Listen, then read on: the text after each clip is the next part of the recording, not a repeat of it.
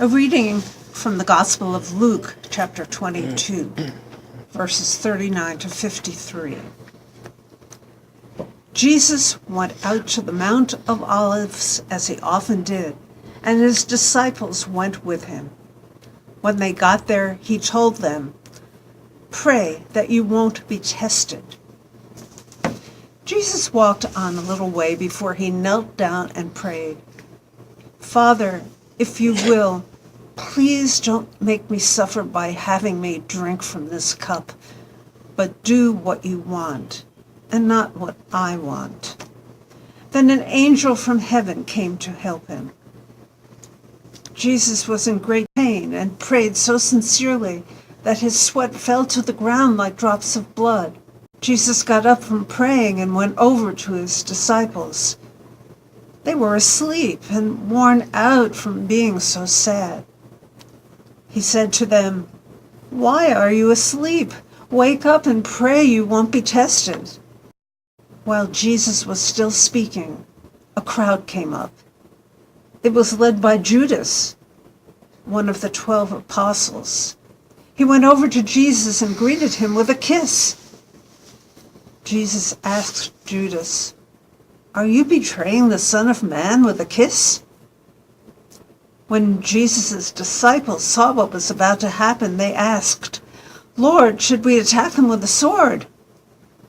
One of the disciples even struck at the high priest's servant with his sword and cut off the servant's right ear. "Enough of that," Jesus said. Then he touched the servant's ear and healed it.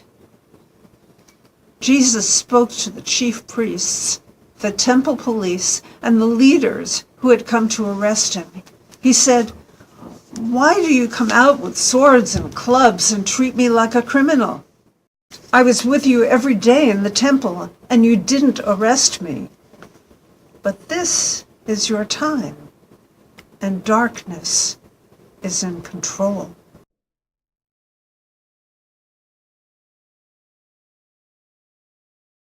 The reading from John chapter 18, verses 12 to 14. The Roman officer and his men, together with the temple police, arrested Jesus and tied him up. They took him first to Annas, who was the father-in-law of Caiaphas, the high priest that year. This was the same Caiaphas who had told the Jewish leaders, "It is better if one person dies for the people."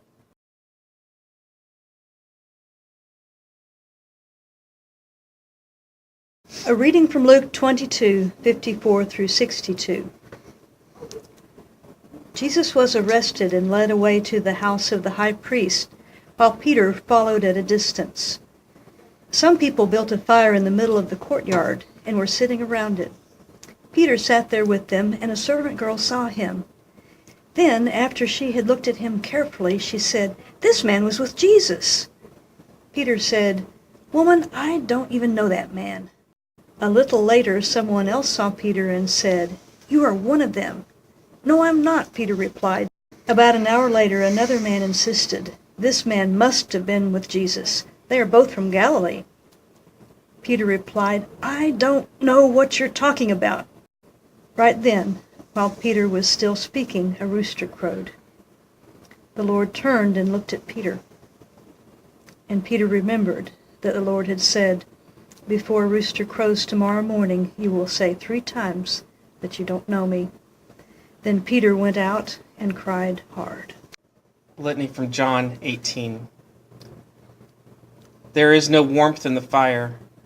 Our blood runs cold as the night. The one we love is in peril. Our courage blows away like the wind. Strangers recognize our fellowship with Jesus. Our denial pierces the soul like the cock's crow pierces the dawn. There is no warmth in the fire. Our tears flow cold as the night.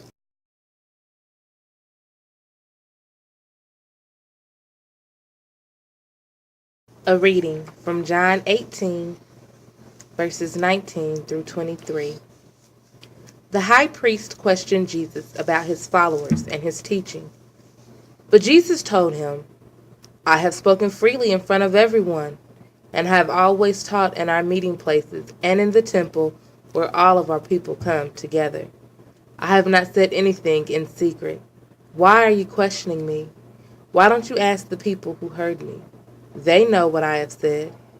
As soon as Jesus said this, one of the temple police hit him and said, "That's no way to talk to the high priest." Jesus answered, "If I have done something wrong, say so. But if not, why did you hit me?"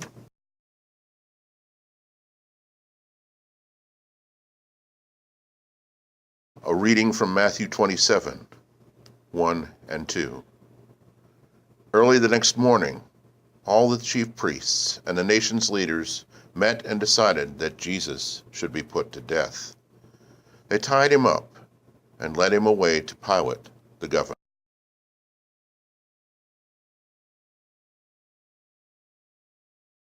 Matthew 27, 3 through 10. Judas had betrayed Jesus, but when he learned that Jesus had been sentenced to death, he was sorry for what he had done. He returned the 30 silver coins to the chief priests and the leaders and said, "I have sinned by betraying a man who has never done anything wrong." "So what? That's your problem," they replied. Judas threw the money into the temple and then went out and hanged himself. The chief priest picked up the money and said, "This money was paid to have a man killed. We can't put it in the temple treasure." Then they had a meeting and decided to buy a field that belongs to someone who made clay pots. They wanted to use it as a graveyard for foreigners. That's why people still call that place Field of Blood. So the word of the prophet Jeremiah came true. They took the 30 silver coins, the price of a person among the people of Israel. They paid it for a potter field, as the Lord had commanded me. A litany based on Matthew 27. Jesus stands condemned. Stop this madness. It is too late. We repent for our sins. You have been well paid. We don't want your blood money. It is yours all the same. Stop this madness. It is too late.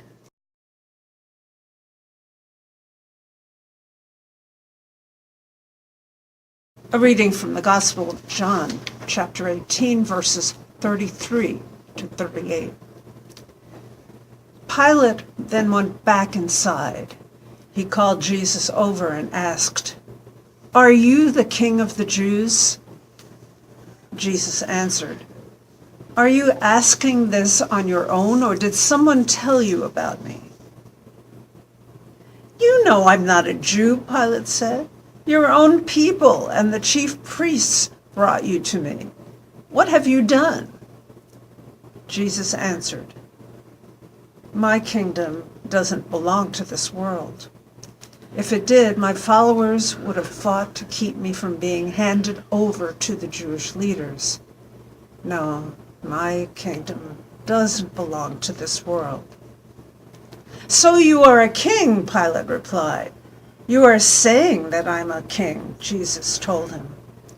"I was born into this world to tell about the truth, and everyone who belongs to the truth knows my voice." Pilate asked Jesus, "What is truth?" Pilate went back out and said, "I don't find this man guilty of anything."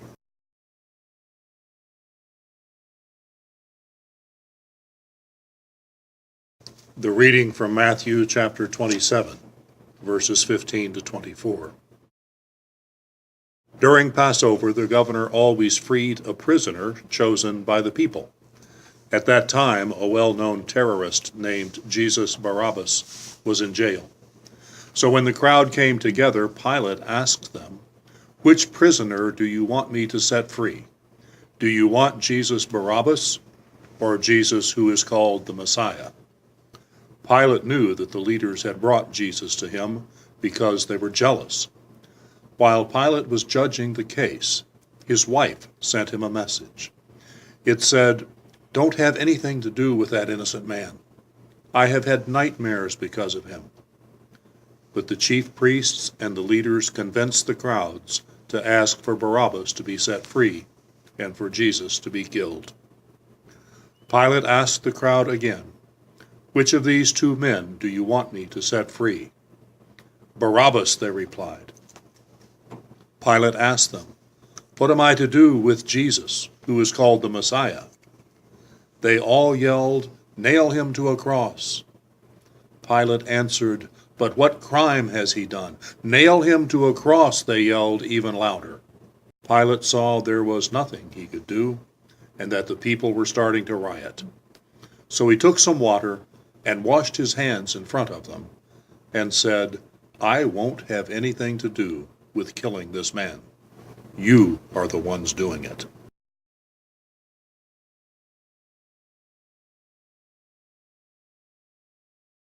A reading from Matthew 27, 26 through 31. Pilate set Barabbas free. Then he ordered his soldiers to beat Jesus with a whip and nail him to a cross. The governor's soldiers led Jesus into the fortress and brought together the rest of the troops. They stripped off Jesus' clothes and put a scarlet robe on him. They made a crown out of thorn branches and placed it on his head, and they put a stick in his right hand.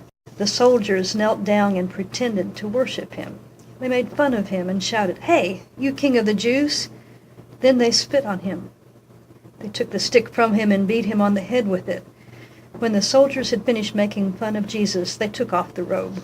Then they put his own clothes back on him and led him off to be nailed to a cross.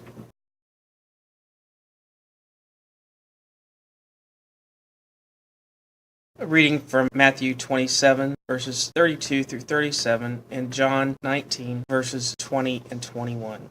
On the way, they met a man from Cyrene named Simon, and they forced him to carry Jesus' cross. They came to a place named Golgotha, which means place of a skull. There they gave Jesus some wine mixed with a drug to ease the pain.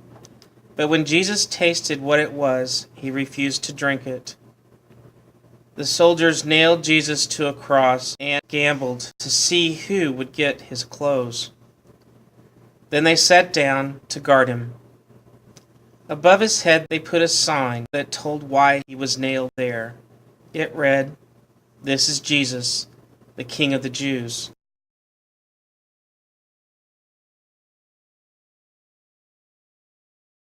While the crowd stood there watching Jesus, the soldiers gambled for his clothes. The leaders insulted him by saying, "He saved others. Now he should save himself if he really is God's chosen Messiah." One of the criminals hanging there also insulted Jesus by saying, "Aren't you the Messiah? Save yourself and save us."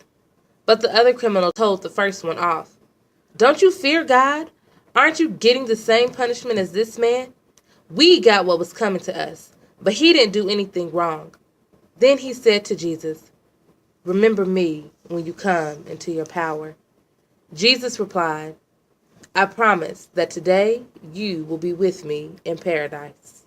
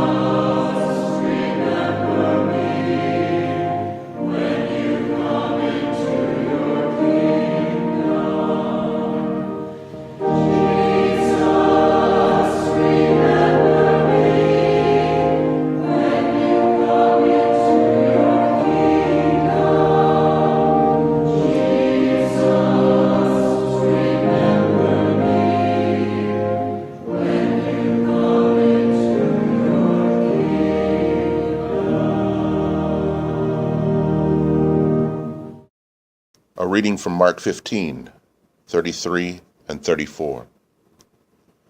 About noon, the sky turned dark and stayed that way until about 3 o'clock.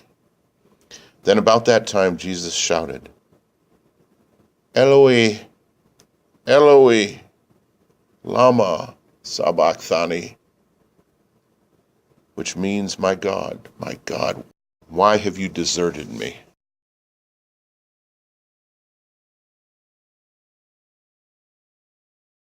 The reading, Mark 15:35 through 36.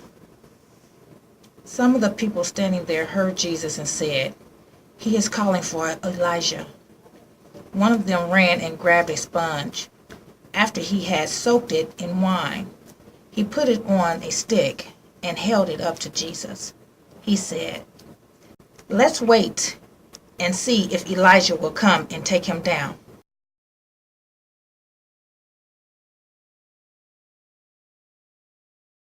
Matthew 27, verses 50 and 51. Once again Jesus shouted, and then he died. At once the curtain in the temple was torn in two from top to bottom. The earth shook, and rocks split apart.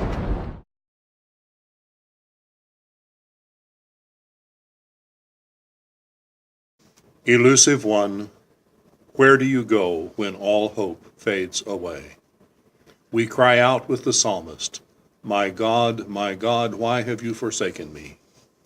In hope mixed with despair, we strain to see you charging to our rescue. Instead, we face the emptiness of your absence. Your ways are beyond us, O God, shrouding us in mystery. Be with us in our hour of need, and do not abandon us, even when we deny you.